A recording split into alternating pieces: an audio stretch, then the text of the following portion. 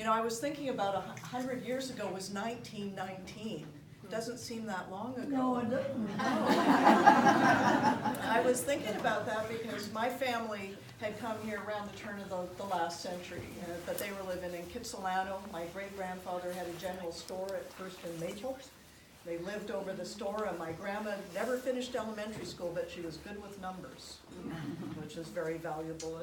And I had grandparents that came, my other grandmother was born in Ireland and came here around 1919.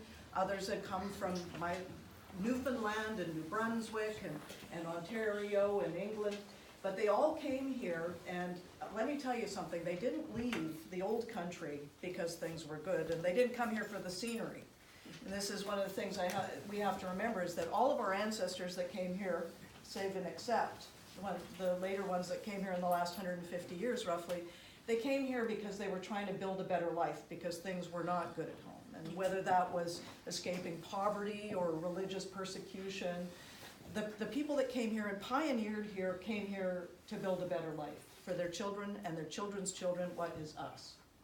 So I like to think about 100 years from now, and I'm hopeful that we're going to be able to have this organization continue and educate. I remember coming here as a kid in elementary school on field trips and being blown away by all the great stuff that's here, and it's a credit to you all for keeping it up for 100 years.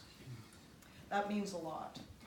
So on the subject of time, it's actually coming up to Vancouver's 133rd birthday on April 6th.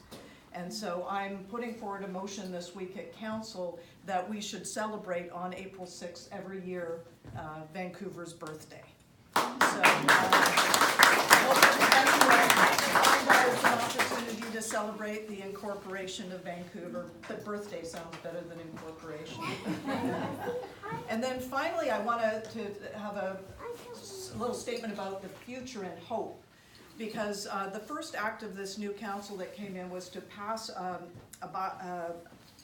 motion to have a new citywide plan. And the first time there was a real citywide plan, it was in 1929, which was around the amalgamation of Vancouver with Point Grey and South Vancouver, and all the history buffs will remember that. But there's been various attempts over time, but there's been nothing that's been comprehensive that has really looked at the fabric of the city.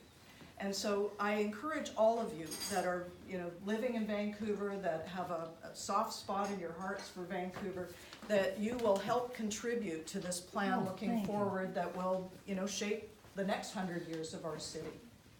So again, thank you very much for being here. My great privilege. Thank you.